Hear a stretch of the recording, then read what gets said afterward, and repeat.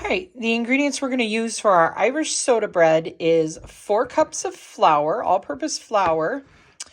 In here, I have a half a teaspoon of baking soda, 3 teaspoons of baking powder, and 1 teaspoon of salt. I have a tablespoon of caraway seed, and then we also need 2 cups of buttermilk. So this is 16 ounces and a pint's a pound, 2 cups, 8 ounces each will be also in there. So 2 cups of buttermilk. And you can also add raisins to this, 1 cup of raisins. There are many different options in making Irish soda bread, but I just kind of like caraway seed, so I'm just going to go with this. This recipe did have caraway seed and raisins in it, but I'm just going to do the caraway seed. So let's get this mixed. Okay, so we are just going to sift our 4 cups of flour. I'm just going to kind of put some in here. This will sift it. So once I get this done,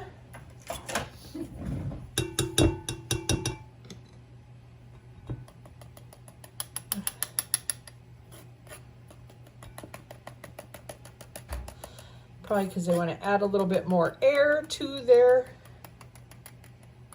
because we're not really using other than the soda as a leavening agent.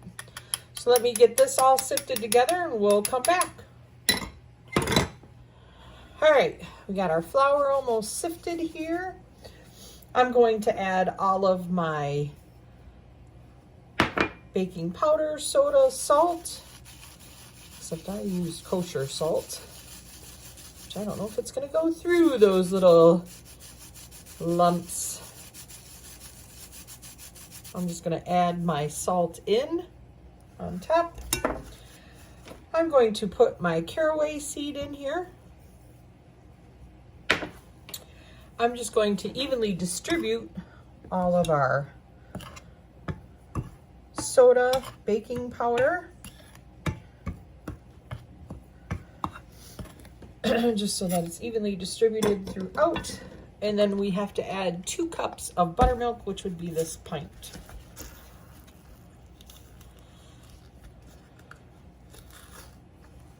Which the buttermilk will have like the acid in it, so baking soda will react. Your baking soda and your baking powder will react to the acid and make us our carbon dioxide gas, which will then help the bread to rise. We do have our oven preheating to 350 degrees. So we're just going to want to get this nicely mixed together.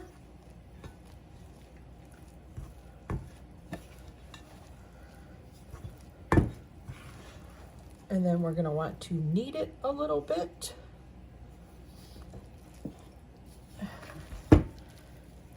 But we don't want to over knead it.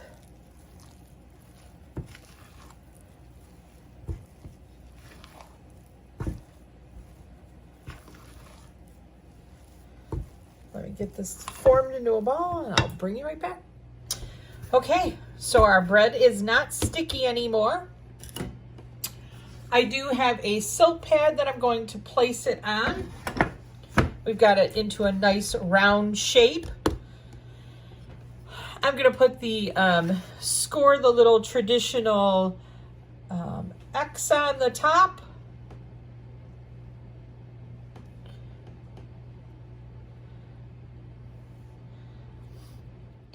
Okay, we're out of the oven. We got that nice thump sound. Cut it up and we'll tell you what we think. So the items that I use for my Chipotle Coleslaw is it's the 1 pound bag of, I just used the already shredded cabbage.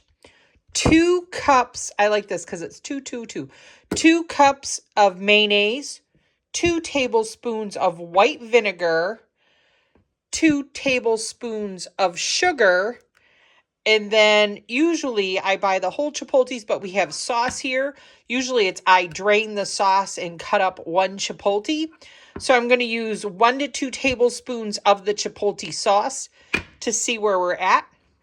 I'm going to use 1 teaspoon of salt. I have some kosher salt here. A half a teaspoon of celery salt. And a few good twists of good cracked pepper.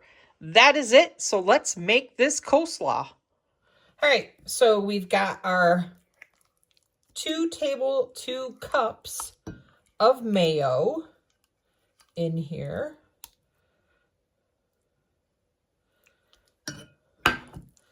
Then I'm going to add the 2 tablespoons of just white vinegar. Then we're going to add, you could use whatever sugar you wanted to. If you wanted to keep it low carb, use monk fruit or stevia or whatever. This just happened to be on my counter from earlier. So we are going to use the superfine sugar. We're going to add 2 tablespoons of this. This just does not want to come out of there. So 2 tablespoons of the superfine sugar. And then I'm going to add, and it all depends on, I'm going to add 1 tablespoon of the Chipotle sauce.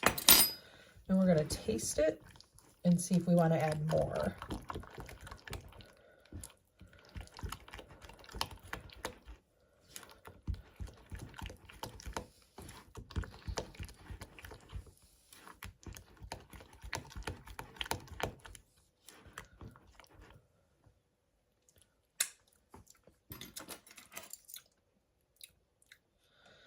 We're going to add some more.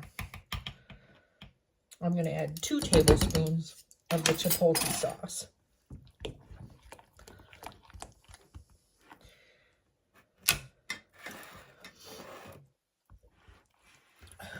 So I usually just buy the Chipotles in the peppers. I would just drain that Chipotle sauce that's on the Adobe sauce or whatever that's on the peppers in here, and then cut up a Chipotle. That's really good in here.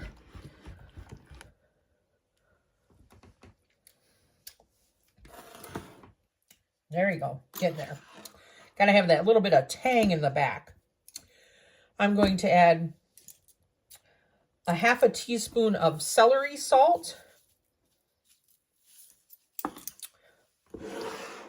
a half a teaspoon of salt, and then some good cracked black pepper.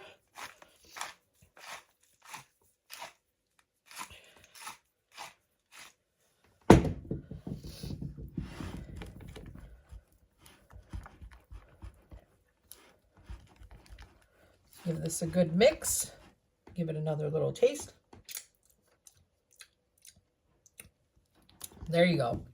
Gotta have that taste in the background. Some heat. And celery salt really does elevate this. So let's grab our coleslaw. So we got our coleslaw here. We're just gonna dump this on. This is like 2 bags. It's probably 1.5. So there's like 1.5 pounds of the cabbage here. Really super simple dressing. Super inexpensive than buying like Marzetti's or anything. We're just gonna mix this all together.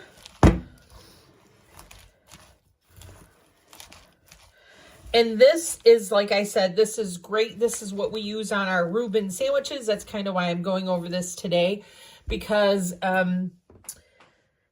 we will probably just do a boiled dinner. I'll probably put a corned beef in the crock pot, and then I'll just do some boiled cabbage, potatoes, and carrots on the stove.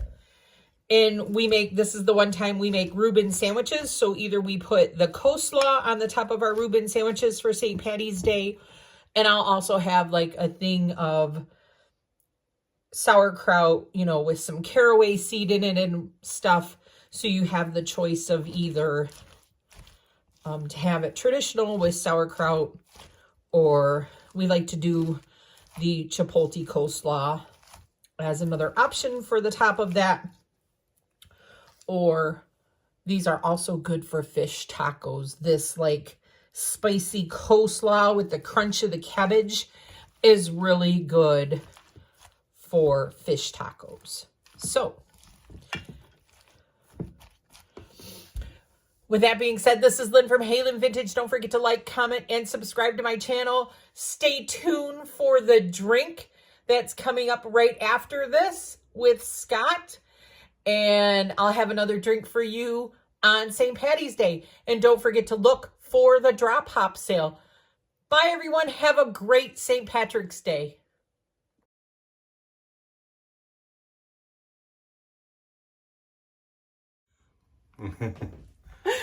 All right, everyone, we're going to do an Irish Shillelagh for St. Patty's Day. So we're giving you a couple drink options. Last week we did the Irish coffee, and on St. Patty's Day, we're going to do a shamrock. So look for that one to be released on St. Patty's Day. So let's go over what we need for this drink. I got Scott here to help me. Hello.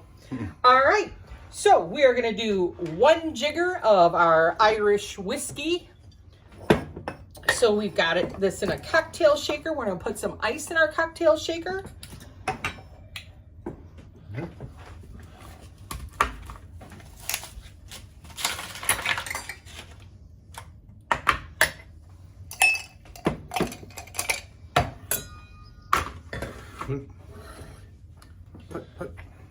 Hut, hut.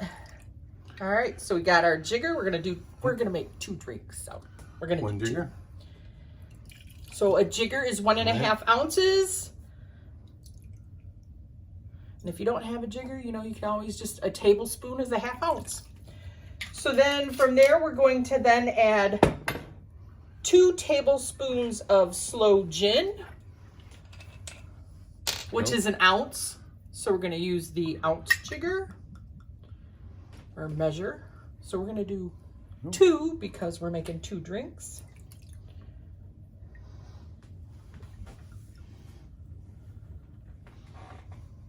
Got that in there. Got our Sloe gin. This was the only Sloe gin I could find, Arrow. And then it was hard to find. And then we're going to do some light rum. We need to get our Bacardi on. How much is that? We're going to do 2 tablespoons. So again, that's 1 ounce. So we're doubling our recipe. So we're going to do 2 of these. So 2 tablespoons is 1 ounce. Okay. So we're going to put 2 of those in. Oh, 2. All right. Well, that's what we did on the Sloe gin. And then we need a tablespoon of lemon juice. So I have 2 tablespoons of fresh lemon that we squeezed. So we're going to dump that in there. And then we're going to do some 1.5 teaspoons of superfine sugar. So I just got some Domino's superfine sugar because I use superfine sugar when I am doing any type of, well, I use it in my frosting so that it doesn't give you that grit. This has been sitting in the cabinet a little while. Yeah. So we're just going to add that in there. That's probably good. 1 tablespoon? Well, it's 1.5 teaspoons, but because I'm doubling it, that is 3 teaspoons, which is a tablespoon. So I added a tablespoon. I will give you the ingredients for 1 drink down below. So we're going to shake this. Oh, okay. You ready to shake it?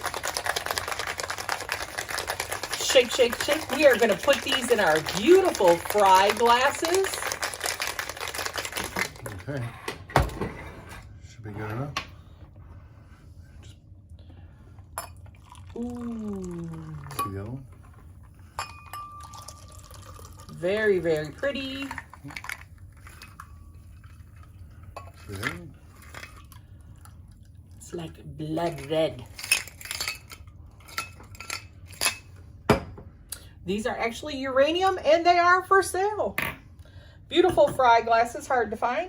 We're going to top this with a little maraschino cherry and a pear. It's pretty. Happy St. Patty's Day. The old Shillelagh. Oh, that's good. Ooh, a little bit of whiskey kick in there, but... Make sure you got a DDI or designated driver, right? Pretty good.